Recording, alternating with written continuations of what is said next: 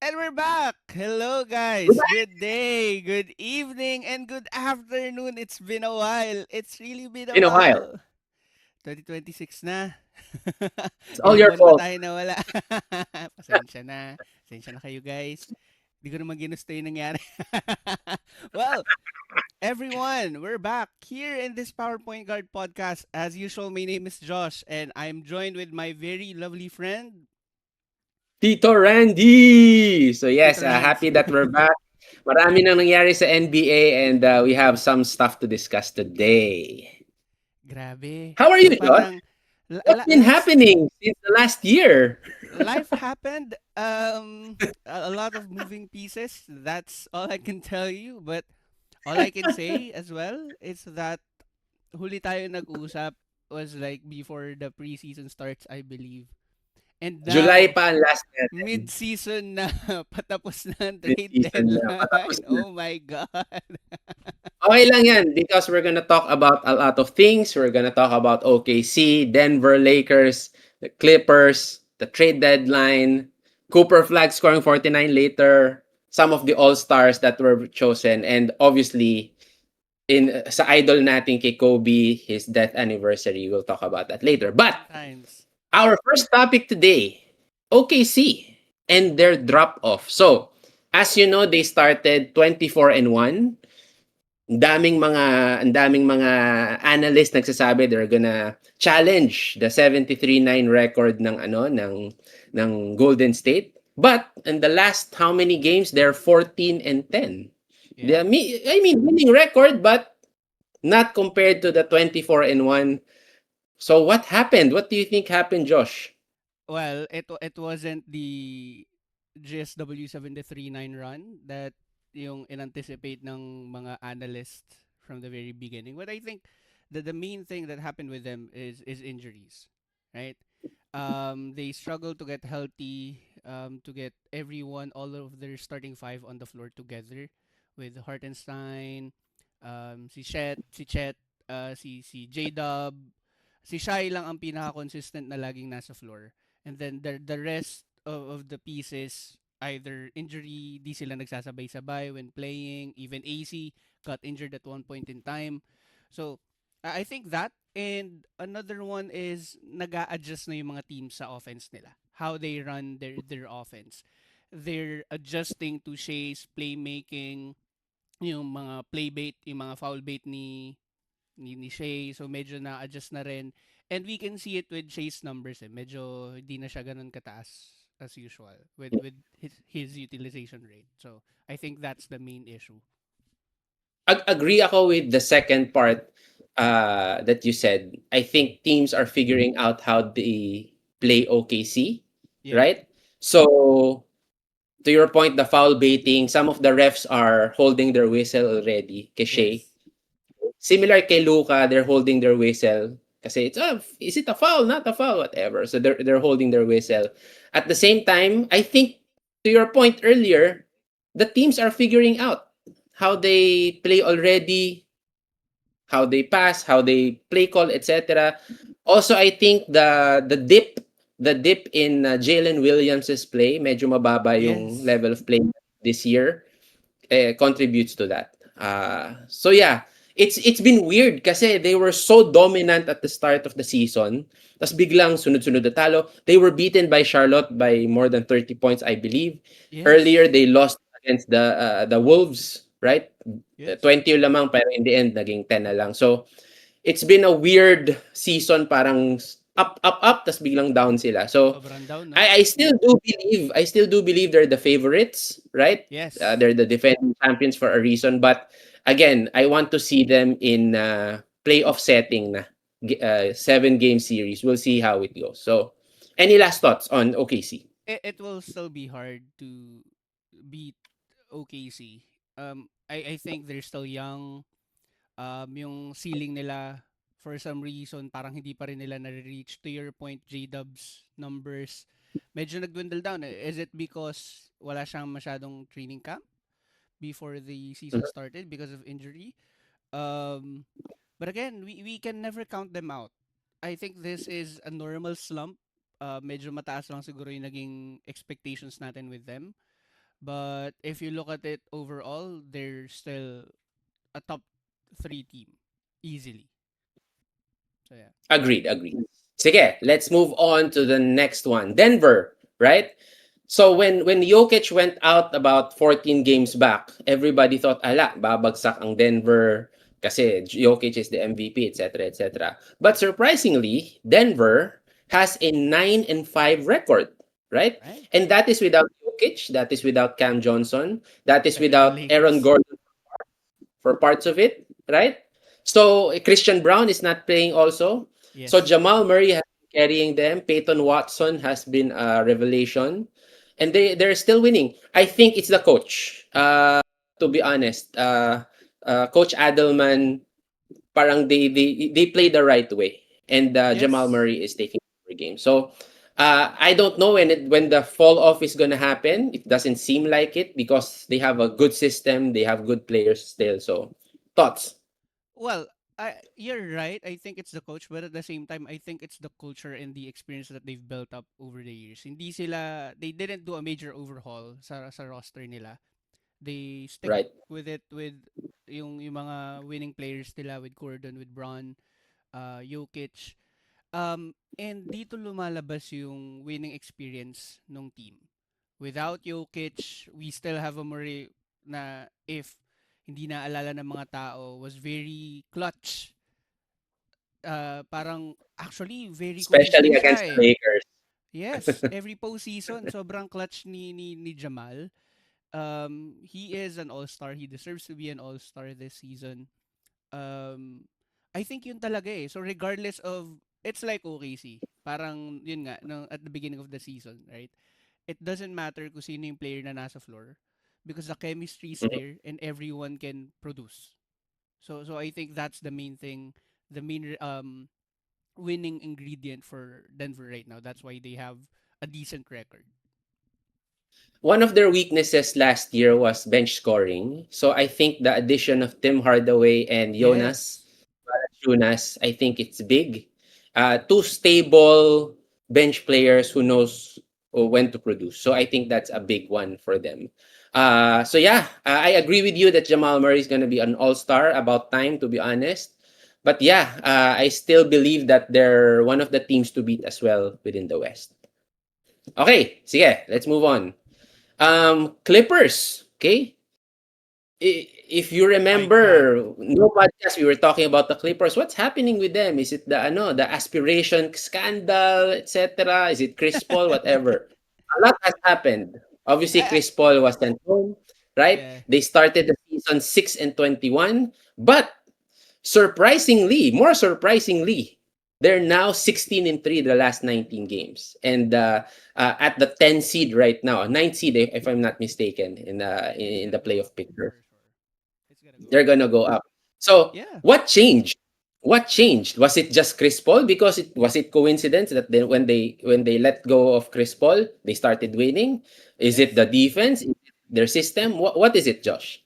Well, actually, Rans, it didn't surprise me at all. Na because they had a slump and I think for their team without being biased kasi Lakers fan. Pero without being biased, I think they added a lot of key players sa roster nila. Mhm, And it will take mhm. some time for everyone to sync, to gel, to connect. Yung chemistry wala pa dun eh. And I think they're starting to find their identity sa floor if they haven't already. They know how to utilize their players more efficiently. Um, and I think with that being said, ayun eh, talagang yun eh, parang Kawhi knows that he needs to simply score. Defense, lagi namang nandun with Kawhi. James Harden is facilitating. They have good big man with Zubac, with a good backup with Brook Lopez. They have a very athletic John Collins, right? They have a sharpshooter with Batum. I, what more can you ask for? So again, it's weird that they are not winning nung beginning of the season, but again, it didn't surprise me kasi nga parang they didn't know how to play together eh. It was very obvious sa beginning ng season, and now medyo okay na ulit sila. Although it's sad kasi Lakers are losing tapos sila parang Yeah, I get it. We'll talk about the Lakers later. But yeah. for me, Chris Paul is not for everybody. It's not for everybody. I think when Chris Paul was there, it wasn't a coincidence in my opinion that they were losing with Chris Right. Paul there. Kasi Chris Paul ruffled feathers, I believe, if I'm not mistaken. Mhm. So when Chris Paul left, they started winning. Siguro nasusunod na ulit si Harden tsaka si Kawhi, mga gusto nila, etc. So Right. they started winning. So kudos to Ty Lue for coaching that team properly. They are now at the 10th seed, 22 and 24, right? So in the thick of things in the West. Okay, now, sinabi mo Lakers, pag-usapan natin ng ating Lakers, right? Hi. In the last 10, they are 5 and 5. Very middle of the pack. Ever since Austin Reeves left, they had a losing record, right? Yeah. I think that's a big part of them losing. Rui was also injured for a while. So For a nawala si while. Rui for a while. Luka is still in MVP form, but Luka can't do it alone. LeBron is there, but again, LeBron is 41. What can we expect from him? But what do you think of the Lakers' mediocre record for the past 10 games? I have a lot to say. I have a lot to say, Sige, really. go. Um, Go. Main Ito thing na. would be, Unload. I will reiterate. I think this is the issue with a lot of your players in the roster having expiring contracts for the season by the end of the season. So I Mhm. don't think I'm going to say it, and it's very controversial, but I think a lot of them hindi masyadong nag-e-effort when it comes to certain stuff. Uh, like no one's chasing after a dead ball, no one's diving for a loose ball. If any, si Vando lang ang nakita ko talagang yung effort with diving to loose balls. But Jake, you will see on their games na merong mga offensive rebounds that they could have easily grabbed if they just chased after the ball. Another thing is with injuries then with the team. We also struggle to be healthy talaga with our key players, with AR being down for a month. Of course, that's a huge blow because we both know that AR is the second best player on that team right now. Right Mhm. now. Okay, so it's gonna be Luca, AR, and then LeBron. Consistency on both ends of the floor is something that we also lack, especially third quarters. Talagang pinapatay talaga tayo Yes. ng third quarters. Like yesterday with their game against Cleveland, we gave up 42 points and we also only 42 scored to 22 22. points. Yeah. So it's really bad. Um and it's been ewan ko ba, epidemic ba to sa Lakers, pero for the past couple of seasons talagang we have a weak second unit. We have a weak second unit. Talagang I don't know, have we been blinded by those players' stats before with their previous teams? Is there any reason why they are not producing as much as they were during their previous teams? Okay? Like with Gabe, with sino pa ba mga second unit natin na medyo may experience na. Vando, he's producing on the defensive end. So, Um, mhm. but like, ayun eh, we struggle. We have a lot of rotations na naman with the starting lineup. Something that we criticize Darvin Ham about. Pero at this point, we had no choice but to do it given the situation that we're currently under. But I think those are the main things that's killing the team. There's another one that's feeling ko medyo controversial. It's with if Luka has the ball, the rotation stops. The ball rotation stops. And I think that needs to be improved kasi hindi lang ikaw ang dapat uminit sa dance floor. Dapat yung mga teammates mo din. Deserve din nila ng love. So, yun. As I mentioned to you yesterday, I Yes. think with AR coming back in the next game, I think tomorrow yata he's gonna play na in Washington. That ball will move better, right? I also think JJ put Rui in the bench para magkaroon na ng bench scoring, Right. in my opinion. I think Jake is one of the more underrated signings in the league. Yeah. He's scrappy. He's like a younger, better DFS for me. So I like Jake in the starting lineup kasi we need that all-around guy. So I think magno-normalize ulit ang winning and losing ng Lakers once AR comes back, right? So we'll see how it goes. We're at the mid-season na, malapit ng All-Star game. We're gonna talk about that later. But Yeah. yeah, I'm excited for AR to come back. Kasi sabi nga ni Luka dun sa isang interview niya na parang, I can't wait for him to come back to help me out. Kasi nga to your point earlier, pag naki Luka, wala na siya ibang ginagawa eh. Yeah. Di ba? Tira na lang siya. So, And I, and I, final thoughts. I guess to add on that, I think we need to make some plays for DA because DA is a good position 5 for us. Hindi lang siguro talaga siya nabibigyan ng bola. Parang Kalimutan siya minsan eh, no? yeah, again, yun yung parang that's what's killing us. And I remember this situation with Kobe having multiple 40-point games at one point in time kasi na-injure si Shaq. Tapos nung bumalik si Shaq, parang sinabi ni Phil na, oh, we're losing the big man.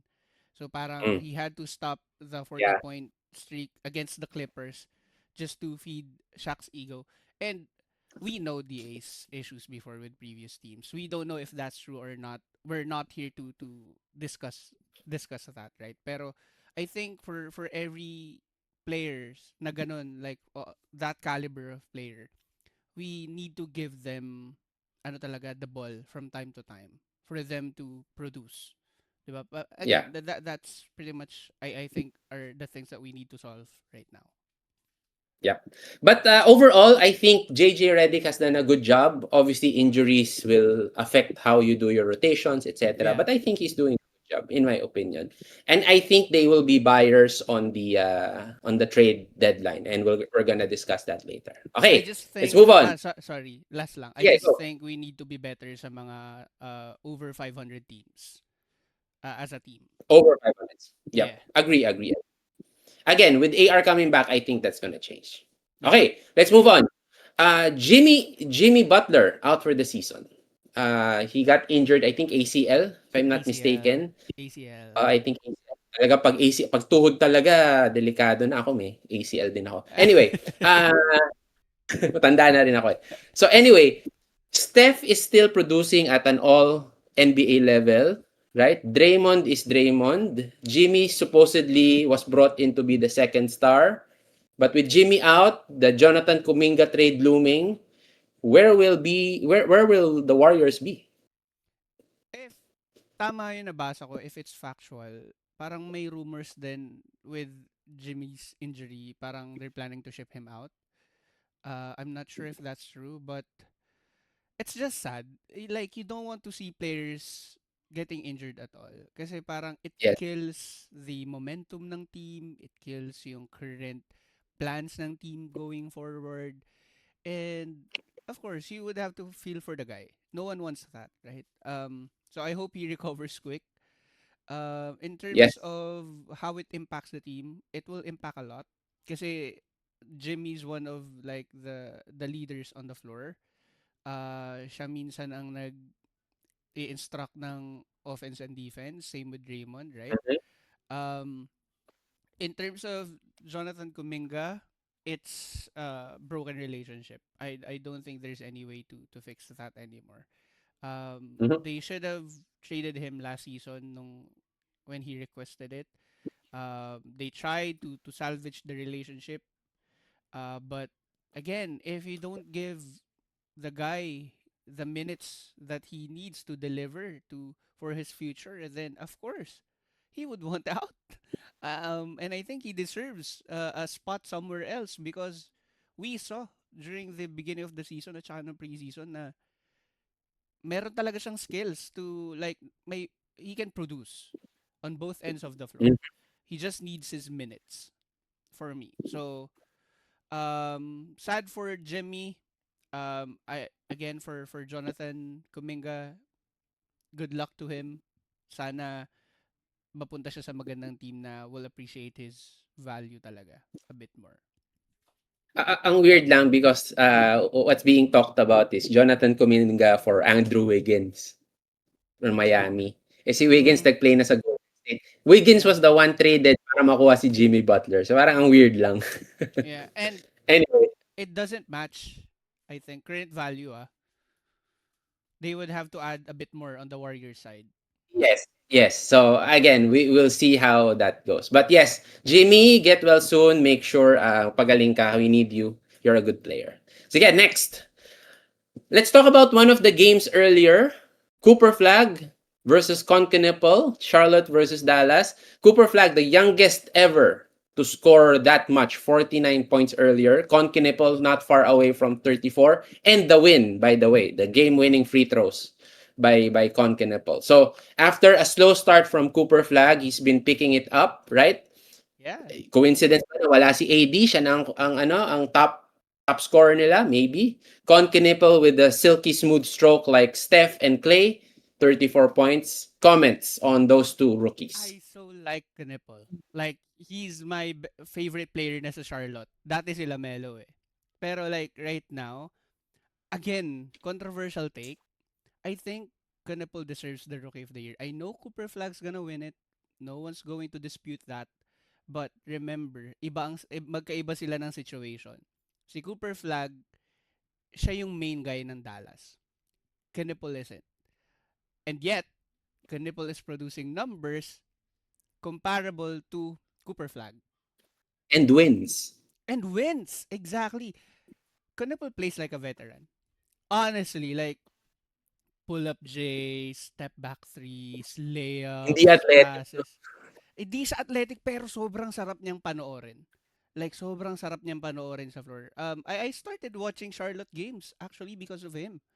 Kasi medyo honestly, nakakapagod panoorin yung Charlotte before with the usual Lamelo Hesi step back three or like Brandon Miller hugging the ball so much or like lobs kay Miles. Pero ngayon with Knibble, he's like a breath of fresh air sa Charlotte. They're playing Mhm. really well recently. Talagang nagpapanalo sila, no? Parang so medyo Yes. nakakagulat. Um it was I think it's gonna be the new El Clasico if they kept at it just because they're two young guys and they have a young roster. I think both of them with Brandon Williams sa Mavs side, 'di ba? Si Nemhard, Mhm. Cooper Flag. I think they're very young.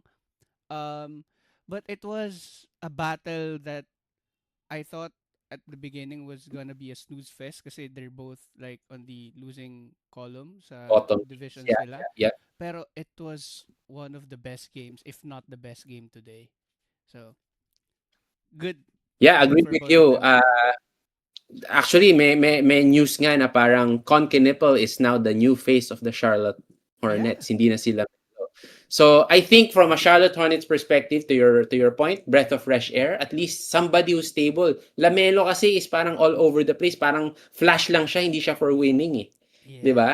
Kaya ang prediction ko next year, Lamelo Ball will be traded for pieces. Tas mas malakas ang less is more sa Charlotte. Kay Cooper Flag naman, again, he started slow but again picked it up.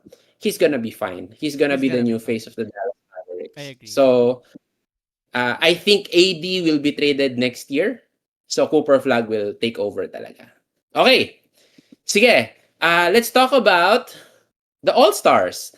All-Star East starters and West starters. So sa East, our voters, did you vote, by the way? I forgot. So hindi ako Oh my nakaboto. gosh. Ako, I voted like 3 or 4 times, tas twice para umangat si Austin Reeves. But anyway, na-injure si Austin Reeves, so hindi rin abot. Anyway, East starters, okay, Giannis, Uh-huh. Jalen Brown, Jalen Brunson, Cade, Maxi. Comments muna before we go to the West. Can you repeat that once more? Giannis, Giannis, Cade, Jalen Brown, Jalen Brunson, Cade, Maxi. Tyrese Maxi, Sixers. mid. Sorry. Eh, it sounds very mid. Pero again, not disrespecting them or anything. Pero kasi talaga parang if ila-line up mo siya sa mga West All-Star players, parang ano magiging David and Goliath yung style ng ano eh. So who's the biggest East starter snub for you? Okay. So pumasok naman yung gusto kong player with Cade. East snub.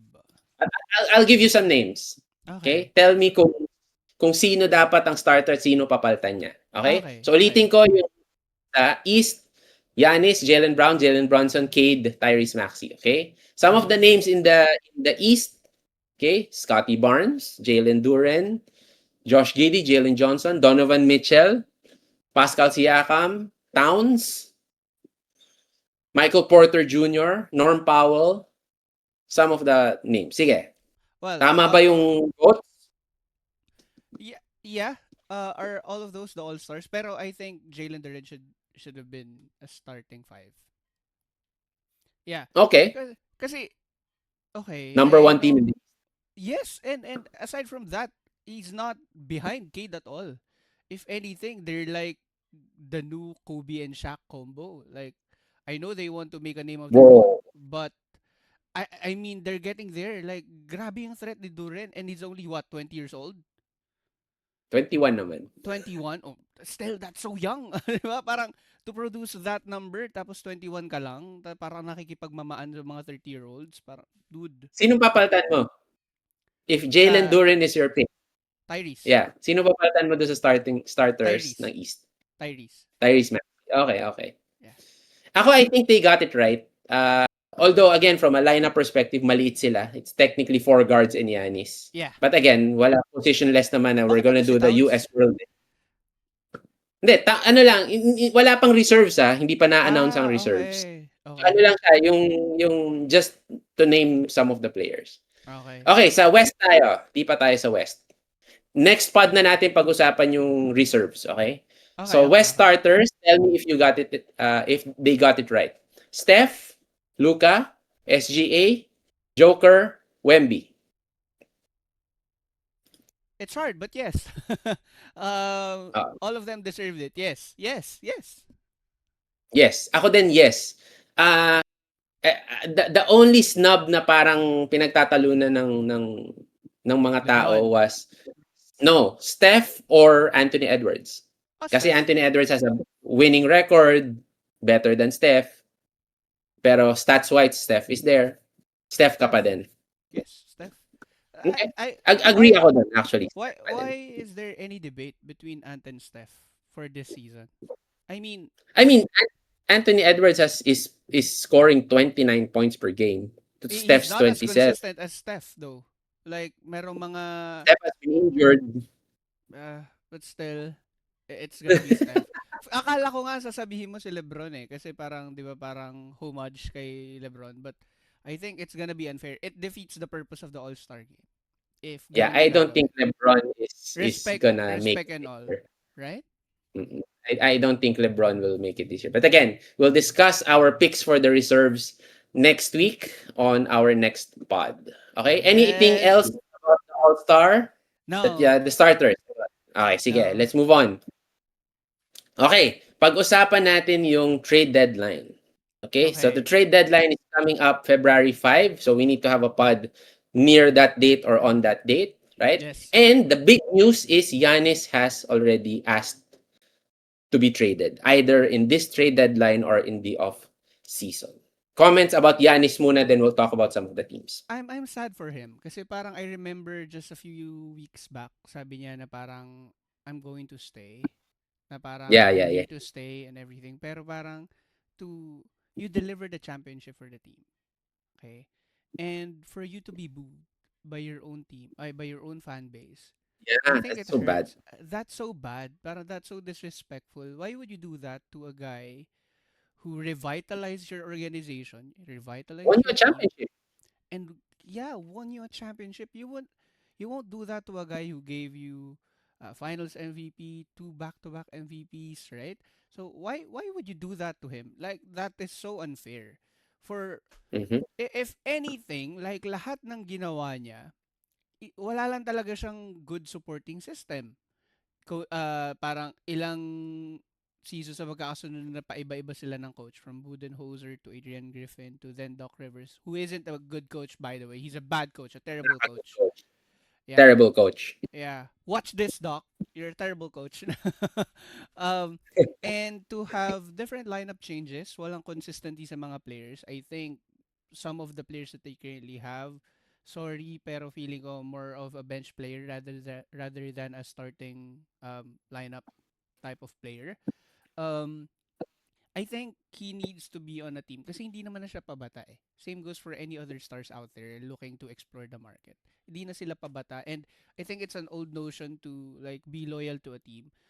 Being loyal to a team is a poison that will kill you if they're not giving you a winning kumbaga a winning set of a winning organization basically. Like a winning set of players, coaches, managers, everyone. Um, and he deserves to be on a team na will give him the best chances to win. So which team is that, in your Lakers. opinion? Easily Lakers. Right? Why? Who will the Again, Lakers give up to make the everyone. salary work? If they can take all of our second unit except Vando, I'm good. They can take everyone, keep our starting five plus Vando, then they can ship the rest. Honestly. What if Milwaukee asks for Austin Reeves? No, then that's a no. No. I will not give up Austin. Una, Because they he's will very ask young, for Austin Reeves. but Austin's younger. So no, no, no. Austin's younger, a higher ceiling. I guess he hasn't reached his full potential yet. We haven't seen them like na sobrang tagal with Luka and AR together nang sila lang. Parang just a couple of games sila magkasama tas either na-injure si Luka or na-injure si AR. So I think there's still the best is yet to come for that combo. LeBron's going to retire soon. And I think he's gonna retire by the end of the season. Based sa body No. language niya eh. So the news for LeBron, just to segue lang, Oh, the Lakers are gonna ask LeBron to take a take a pay cut. significant pay cut if he wants to come back to the Lakers. Of That's the course. news. I will also do that if I were the Lakers. 52 million and you're giving me what? 11 points, 5 assists, 7 rebounds? How much are you gonna pay LeBron next year, if ever? Ah, honestly, sige, out of respect, I'll give him I guess 13 to 15 mil. Pero uh, oo, pero Out like of respect na yun, ah. out of respect na yun kasi for me I think he deserves the veteran minimum na lang. Kasi Yeah. It's- ah Yeah, eh, I get it it. it's a topic for another day pero Yeah, another day. I would I, want Giannis to be in the Lakers talaga. I want, selfishly, I want it too, but I don't think there's a path. Because, again, Milwaukee will ask for Austin Reeves. And if we say no, the deal is off. Because they will not accept a package of just Rui and Aiton and Marcus Smart, whoever, right? They will not accept that. And 2 first round picks, they will not accept that. I will be So, mad I at Rob think, if he triggers that trade. I will be mad at Rob. Tas i-include niya si AR. Oh my god. I'll I be will mad too destroy kasi my one of my monitor. favorite, I will Luka and punch AR, him. my two favorite players. Kung Yeah. pwede lang na parang paltan ni Giannis si LeBron, that's the perfect scenario. Pero again, I don't Yes. think there's a path eh. I Hi. don't think there's a path. But, for me naman, from a real talk perspective, I think Giannis will fit well in Miami. And there's a path in Miami. I don't want it though kasi it's gonna be hard to defeat. Kasi like Heat you have culture. Bam, tapos you have Giannis, then you have like Hero, then you have No, si Hero will be part of the deal eh, then you have supposedly. a Powell. Will Powell be included? Yun nga, Norm Powell will be there. And again, Ah, Eric Spoelstra ang coach mo, hindi na Doc Rivers. nakakatakot. Para nakakatakot isipin niyo that team will not shoot too many threes. I'm assuming. Like majority 'yon parang redemption year ng Heat 2012. 12-13 na Heat. Mm, Like di sila talaga tumitira ng three, puro sila talagang inside si Wade at saka si Bron. Feeling ko ganun yung mangyayari na naman. Scary. yeah. So, again, these are just rumors. Wala pang confirmed, obviously. We have about 6 more days before the trade deadline. So, mag-iingay yan. In the coming days, mag-iingay yan. Yeah. I think, again, the Lakers will be buyers. Okay? Yung sinabi ko sa'yo yesterday, Najee Marshall, Trey Murphy, Herb Jones, DiVincenzo, Yung dalawa who's sa the other one? Pels. Yun Mga talaga. wings ang target nila that can shoot the three. Ja Morant initially wanted to be traded, but sabi ni Ja Morant doesn't want to be traded na ulit, so I don't know what's happening there. Any other teams that you feel na kailangan mag-trade or any other players na part siya, AD perhaps? Meron ka bang thoughts kay AD about trade deadline? He's injured now. Ang problema lang naman talaga kay AD is he struggles to be healthy talaga. Like, honestly, nakakalungkot kasi nga, ayun nga, like same with Jimmy, you don't want to see players Mm. na getting injured in the first place, especially if they're that good. Diba? Parang, ano parang sayang yung years nila. Tumatanda lang sila, tas lagi lang sila injured. Pero, in terms of the teams, I think Dallas needs to trade. Like, say, D'Lo, for example, they need to trade him. He has not Who been else? playing, no? Sayang. Sayang, sobrang sayang. I think, uh, kasi Dallas, Lakers needs to trade. Warriors needs to trade for me. Kuminga's gonna be traded eh. Yeah. Not sure actually. Parang kasi for me What? Sige, go. Sorry. kasi for me the rest of the teams okay naman yung composition. It's just that injured yung mga key players nila. Like for example with Hawks. 'Di ba? Very inconsistency Porzingis kasi nga parang on off, injured, tapos biglang okay. Sixers needs to trade. Trade Embiid. Yan. Yun pala. Trade Embiid, trade Paul George, hand the keys to the franchise to Tyrese. They were playing so good at the beginning of the season without the two. But Embiid has been torching everybody right now. Ang ganda ng stats niya Don't ngayon. The care. last few. Don't Don't care. care. Injury report. Yeah.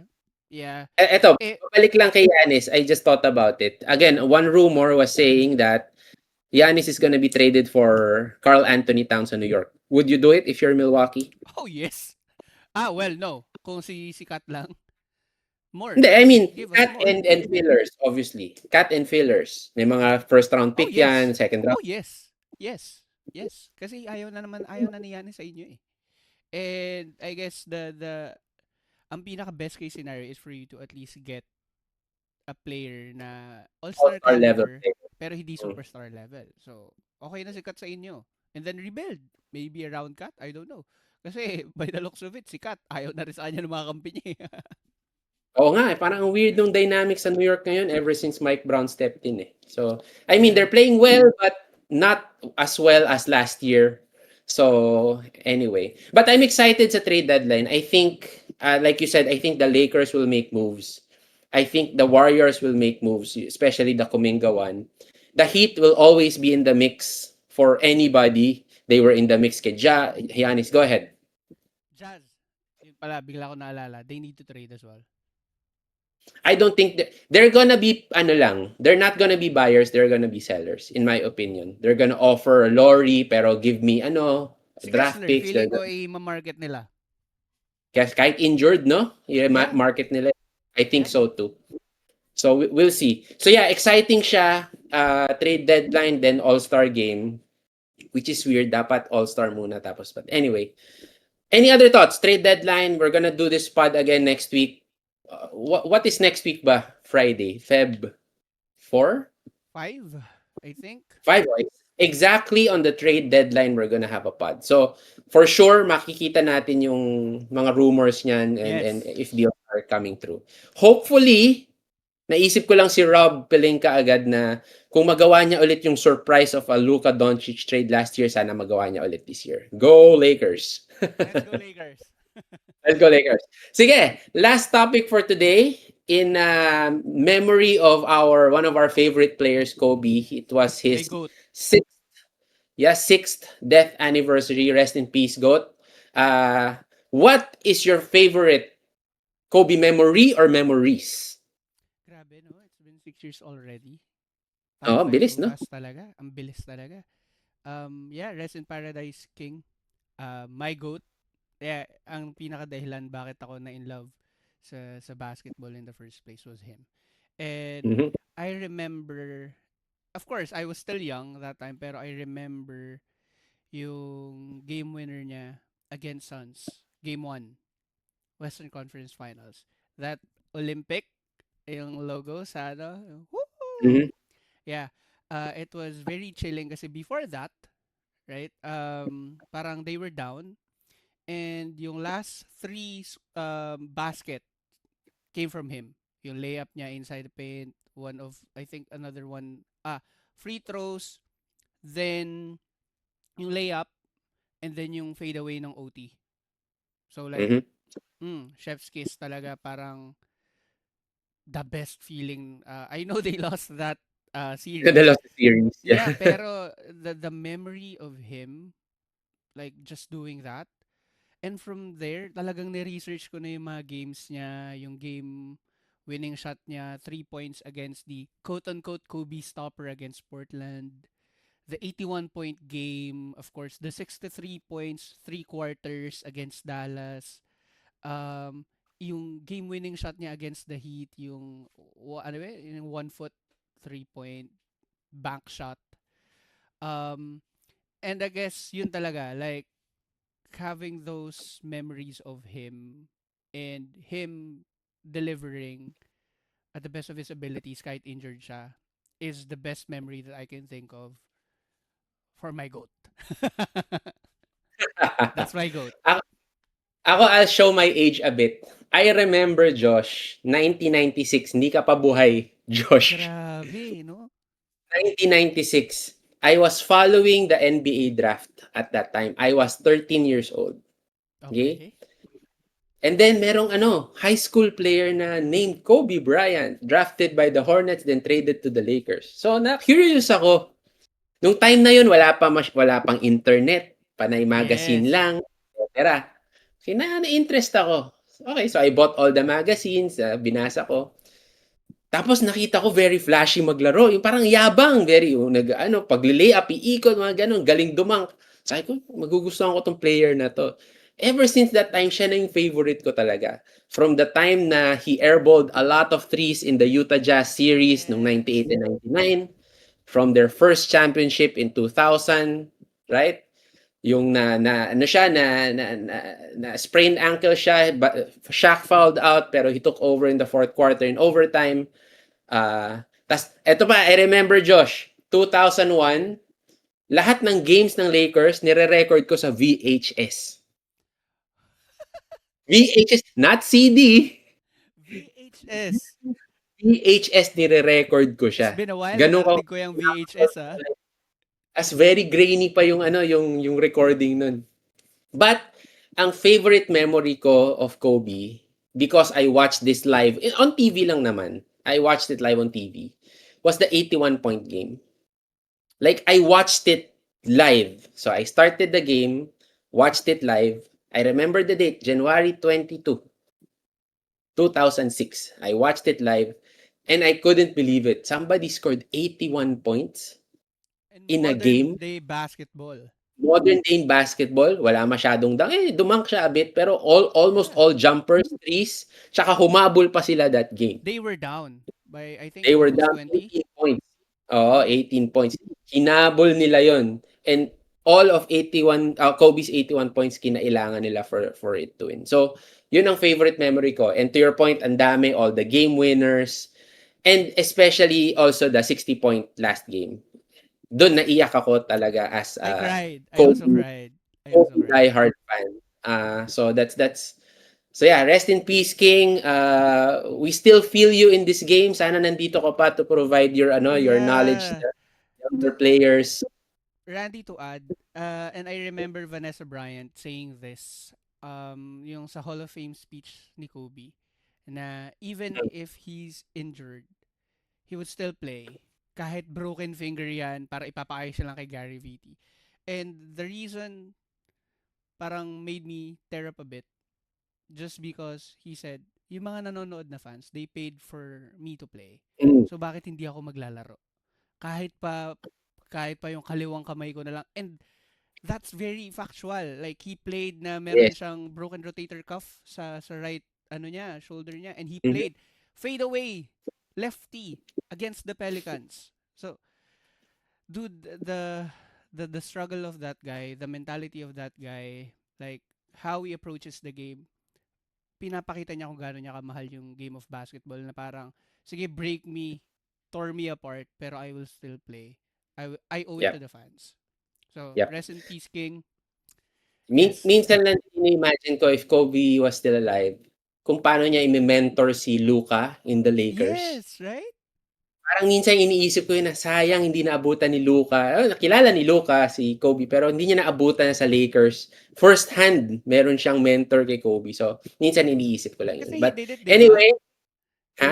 Kila Kawhi, like yung sa Mamba facility, si Mm, Kawhi, si Trae Young, si Kyrie, who was there as well. Maraming players yung nagpunta doon eh, parang asking for mentoring sa advice. kanya. Yeah, Yeah. mentoring. Yeah. So kaya I wish he and Gianna is here, GG. Um but again, yeah, it's Wala sad. eh.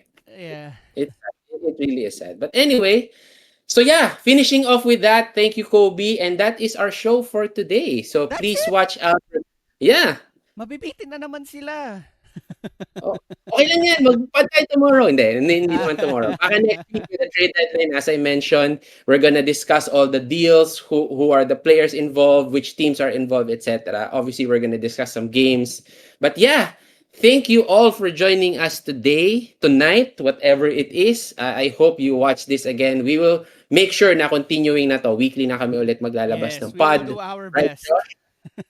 Yeah. Kasi medyo na-free up na si Josh eh. Wink, wink. Wink, wink. Medyo available na talaga ulit. So, I Oo owe nga. it to you guys and I will make sure that we will do our best to produce content every time again. So, sana you support us pa din. And we're really appreciative na you're watching us. So, Thank you guys. Good night. thank you. Have a good one, guys. Bye-bye.